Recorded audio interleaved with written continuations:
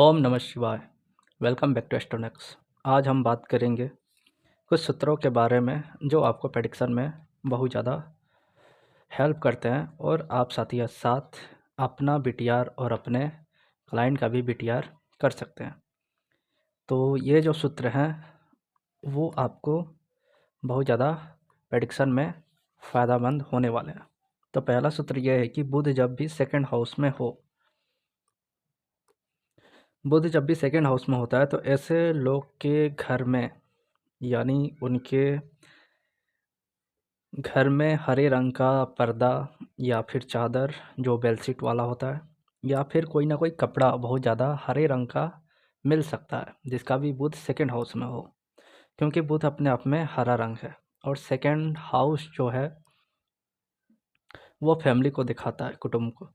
तो उसके घर में पर्दे जो हैं, क्योंकि पर्दा जो है वो बुध से ही देखा जाता है, शुक्र और बुध मिलकर ही पर्दा बनाते हैं। तो पर्दा और चादर ये जो है कपड़े, ये शुक्र से भी देखे जाते हैं और सेकंड हाउस शुक्र का।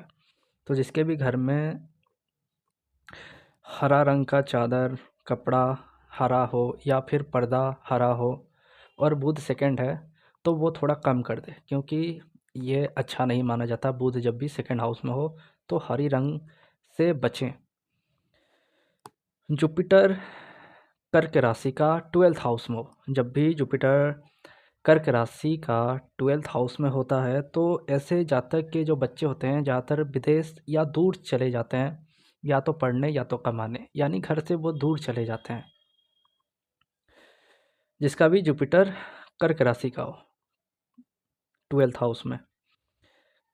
वही कर्क लगन वालों का आपने देखा होगा, जितने भी कर्क लगन वाले हैं वे जातक बहुत ज़्यादा विदेश में बस जाते हैं या विदेश में वे लोग रहने लगते हैं और उनको ज़्यादा दिक्कत भी नहीं होती विदेश जाने में। कर्क लगन वाले बहुत ज़्यादा विदेश चले जाते हैं। आपने यदि बाहर के लोगों का चार्ट देखा होगा तो बहुत सारे कर्क लगन वाले मिल जाएंगे। वैसे सभी लगन वाले बाहर जाते हैं, पर कर्क लगन वाले को थोड़ा आसानी ज़्यादा होती है बाहर जाने में।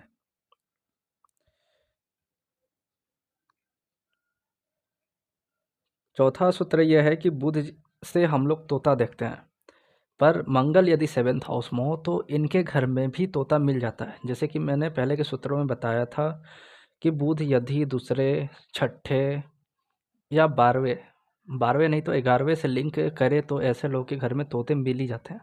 6 वाला तो बहुत ज़्यादा रखता है, सेकंड और 6 वाले के घर में तोता बहुत मिलता है। पर यहाँ देखा गया है कि मंगल जब साथ हो तो भी ये जातक कहीं ना कहीं तोता पाल लेता है, या कोई ना कोई पेंटिंग होती है तोते की इसके घर में, जिसका भी मंगल 7 साइन का हो। तो आप देखें आपका मंगल क्या 7 साइन का है या 7th हाउस में है, तो ऐसे लोग के घर में तोते से जुड़ा हुआ वॉलपेपर या तोता खुद ही हो या तोते का कोई पेंटिंग मिल जाता है।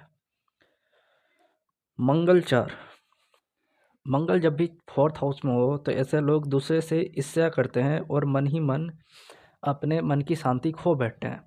और ये इसलिए होता है क्योंकि मंगल हम नीच का हो गया और चंद्र के घर में। मंगल जहाँ पावरफुल 10th हाउस में होता है और वो उच्च का हो जाता है, क्योंकि मंगल क्या है, बहुत जल्दी क्विक डिसीजन लेना, और शनि क्या है, काम का है, तो काम में डिसीजन लेना, इसलिए मंगल उच्च होता है। पर यहाँ पर अब नीच हो गया है। चंद्र क्या है, इमोशन से चलता है और मंगल इमोशन है नहीं। हमारे मन पे ये एक तरह से कंट्रोल कर लेना और गुस्से को अंदर ही अंदर खुला के ईर्ष्या के रूप में बाहर ले आना और दूसरे को मतलब तंग करने के चक्कर में खुद की शांति भंग कर देना, ये मंगल 4 दिखाता है। क्योंकि मंगल 4 अब यहाँ पे जल तत्व और चंद्र के घर में है और यहाँ पे वो अब कंफर्टेबल नहीं है, क्योंकि ये कंफर्ट का हाउस है और मंगल को तो कंफर्ट चाहिए नहीं। इसीलिए जितने भी नौसेना में लोग रहते हैं उनको कंफर्ट जोन से दूर कर दिया जाता है कि किसी भी हालात में हो तुमको कंफर्ट में नहीं रहना, और उनको मज़ा भी आता है रोज़ नया नया टास्क। और मंगल 4 यहाँ पे तो बोल रहा है चुपचाप पड़े रहो, तो मंगल यहाँ पे चिड़चिड़ा हो जाता है और दूसरों से ईर्ष्या करने लगता है, जलने लगता है और अंदर ही अंदर बहुत ज़्यादा अपना मानसिक लेवल भी खो देता है, क्योंकि 4th हाउस मानसिक लेवल भी है। तो ध्यान रखें मंगल 4 वाले, जिनका भी नीच है वो ऐसा कार्य करे जो दूसरे को सलाह देने वाला है। और आपका तो डिसीजन क्विक है ही, तो आप यहाँ पे मंगल 4 डिसीजन लेने में बहुत जल्दी ना अपनाएं, क्योंकि यहाँ नीच हो गया है मंगल। तो आराम से डिसीजन लें और आराम से पैसेंस रख के कार्य करें। यानी आपको अब कंफर्ट रूप में कार्य करना है। मतलब मंगल 4 को बोलता भी है लाल किताब, खुद फजीहत दूसरे को नसीहत, यानी बैठे बैठे दूसरे को अच्छा नसीहत दे देता है। तो आप नसीहत ही दें, आप कंफर्ट में आराम से ना रह के दूसरे को मतलब बातों से दूसरे को, जैसे कि प्रॉपर्टी डीलर करते हैं, ब्रोकर करते हैं, वैसा कार्य आप कर सकते हैं।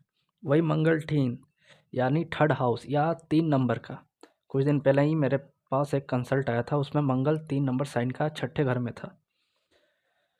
तो मंगल 3 वाला अपना काम खुद ही बिगाड़ लेता है। उनका कहना भी था कि ये इंसान वो हैं जो अपना कार्य खुद ही बिगाड़ लेते हैं। और बुध भी 8 था, तो ये बुध 8 नंबर साइन हो, मंगल 3 नंबर साइन हो, ये लोग अपना कार्य खुद ही बिगाड़ लेते हैं। और मंगल 3 लाल किताब कहती है यदि ख़राब हो रहा है, यदि आप हार्ड वर्क नहीं कर रहे हैं, जिमिंग वूमिंग का शौकीन नहीं है, चुपचाप पड़े रहते हैं, मोटे हुए जा रहे हैं, हेल्थ पे ध्यान नहीं देते हैं, तो मंगल 3 आपका ख़राब ही है। यानी एक शेर है और वो बंद पिंजड़े में है और उसको अब पावर ही नहीं है अपने आप में, तो उसको एक पावर जो चाहिए वो जनरेट करना होगा। इसीलिए हम लोग इनको चांदी का कड़ा पहनाते हैं कि चांदी का कड़ा पहनो और अपना काम खुद मत बिगाड़ो। ये लोग अपना काम खुद ही बिगाड़ लेते हैं, अब वो मुंह से हो या बातों से हो या फिर किसी कार्य को लेकर हो। सूर्य यदि थर्ड हाउस में हो, सन यदि थर्ड हाउस में होता है या थर्ड साइन में भी आप चेक कर सकते हैं, तो ऐसे लोग के जो पड़ोसी होते हैं, नेबर होते हैं, वो बहुत ज़्यादा परेशान रहते हैं। या तो आपका पड़ोस खाली ही होगा, वीरान होगा, और नहीं तो जो पड़ोसी आएगा वो परेशान होने के लिए आपके पास आ गया। क्योंकि सूर्य थर्ड, अब पड़ोसी जो है परेशान रहता है। और थर्ड हाउस से आप राइट देखते हैं, मैंने बताया भी है, थर्ड हाउस राइट है घर से निकलते हुए, और लेफ्ट है वो 11th भाव को देखेंगे। तो सूर्य थर्ड हाउस, पड़ोसी परेशान रहेगा और अपने में ही झगड़ते रहेंगे। आपने देखा होगा कोई ना कोई पड़ोसी अपने घर में झगड़ा रोज़ ही कर देते हैं, या कुछ महीने में ज़रूर ही एक बार उनमें झगड़ा हो जाता है। तो सूर्य थर्ड है, तो आप चेक कर सकते हैं कि आपका जो पड़ोसी आएगा ऐसा ही होगा, परेशान रहेगा, तंगहाल रहेगा और अपने में ही लड़ाई करते फिरते रहेंगे और उनको सुकून नहीं है खुद में, अपने घर वालों से ही। आपसे नहीं करेगा, अपने घर वालों से ही करेगा। सूर्य 4, सूर्य जब भी फोर्थ हाउस में हो तो ऐसा इंसान लालची हो जाता है। जबकि बोला गया है सूर्य 4 लालची ना हो, पर ऐसा इंसान लालची हो जाता है और दूसरे को नुकसान पहुंचाने के प्रयास करने लगता है और बड़ा खुश होकर बताता है कि मैं उसको परेशान करूंगा।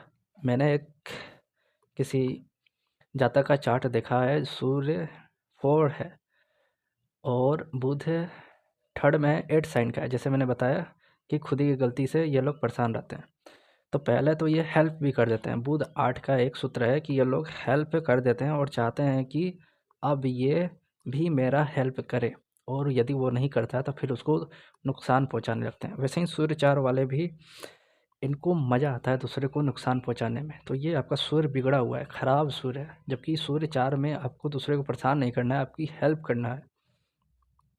क्योंकि सूर्य 4 चंद्र के घर में, जनता के घर में, पब्लिक को आपको सहयोग ही करना है, नुकसान नहीं पहुंचाना है। यदि आप राजनीति में जाना चाहते हैं तो ये ध्यान रखें, या किसी राजनेता का चार्ट देख रहे हैं तो सूर्य 4 है, तो उसको बोलिए कि जितना भी आप जनता का, मास का सेवा करेंगे उतना ज़्यादा ही आपका सूर्य 4 अच्छा होगा। जितना आप बिजली पानी, जितना आप सहयोग सड़क, जितना आप सहयोग करें उतना ही आपको वोट मिलेगा। तो सूर्य 4 दूसरे को ना परेशान करें। आप यदि दूसरे को परेशान करेंगे, नुकसान पहुंचाना चाहेंगे, तो सूर्य 4 खराब हो जाएगा आपका। तो सूर्य 4 सपोर्ट ही करे किसी को और किसी का पैसा ना मारे। सूर्य 4 यहाँ पे बैठ के ये बोल रहा है।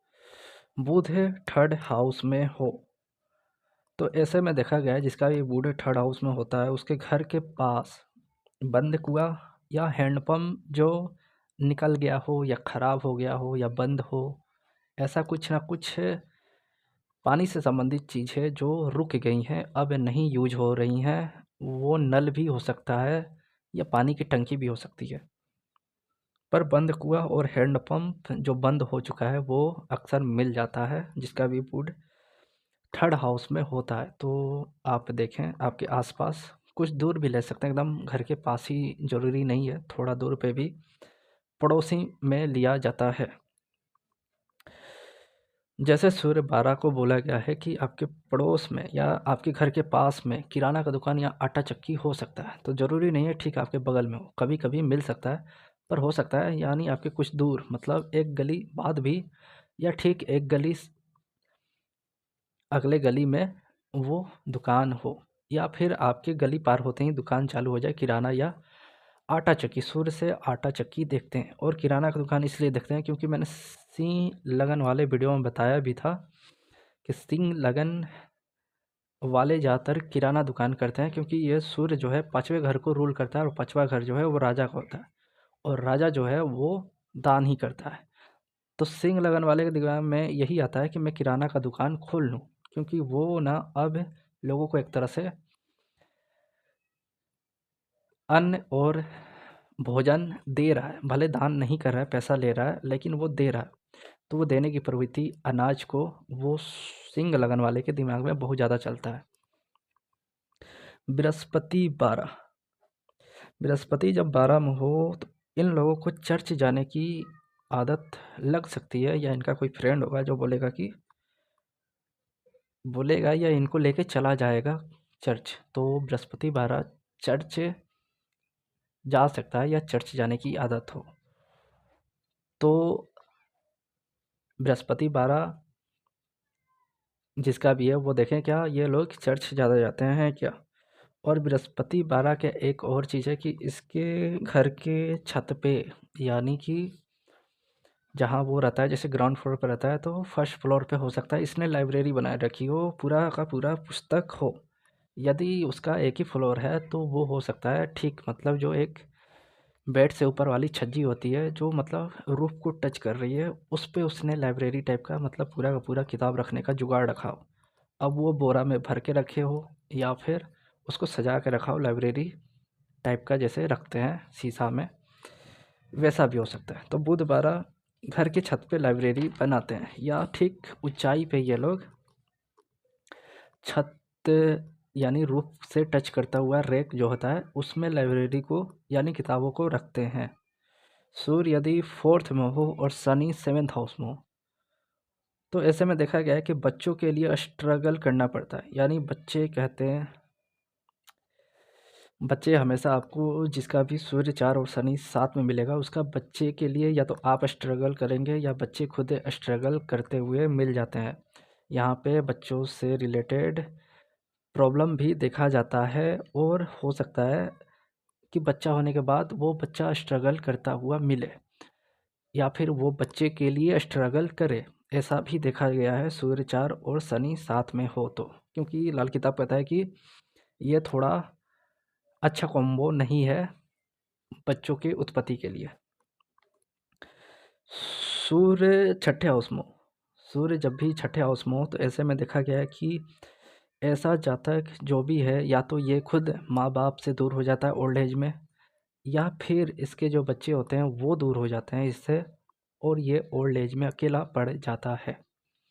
तो सूर्य 6 वाला अपने माँ बाप को या फिर ओल्ड एज मतलब जो भी 70 के बाद जो एज आ जाता है माता पिता का उस समय आप माता पिता की सेवा में लग जाएं।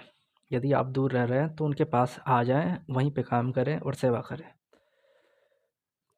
और सूर्य 6 वाले अपने बच्चों से भी ये लोग मतलब बुढ़ापे में दूर हो जाते हैं, या तो वो चले जाएंगे या ये फिर गांव पे बोलेंगे कि मेरे को छोड़ दो मैं अकेला रहूँगा, ऐसा मेंटलिटी आ जाता है।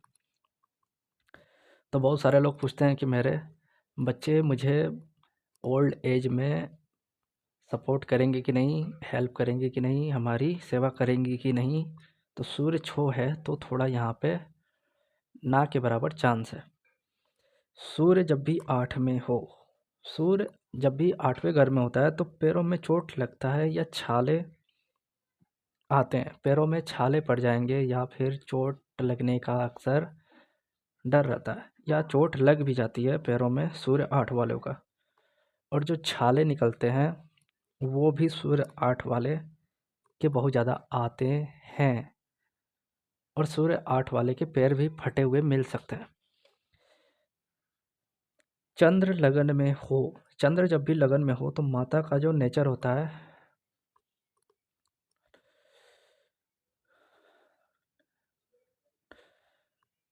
माता का जो नेचर होगा वैसा ही नेचर इस जातक का भी होता है, चंद्र लगन में हो।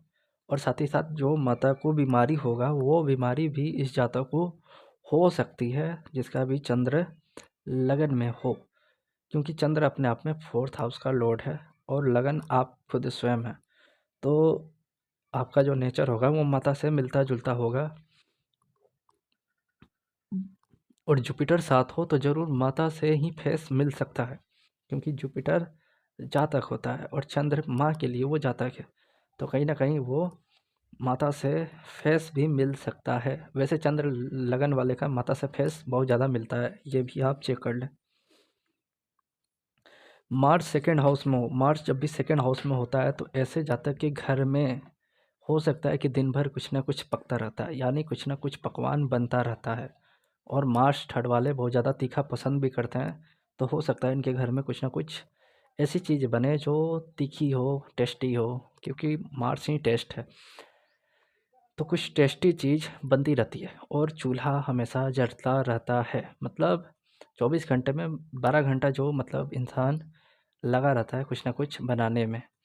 तो ये थे कुछ 17 सूत्र जो मैंने आपको बताया। नेक्स्ट टाइम हम कुछ और सूत्र लेकर हाजिर होंगे, तब तक के लिए जय श्री राम।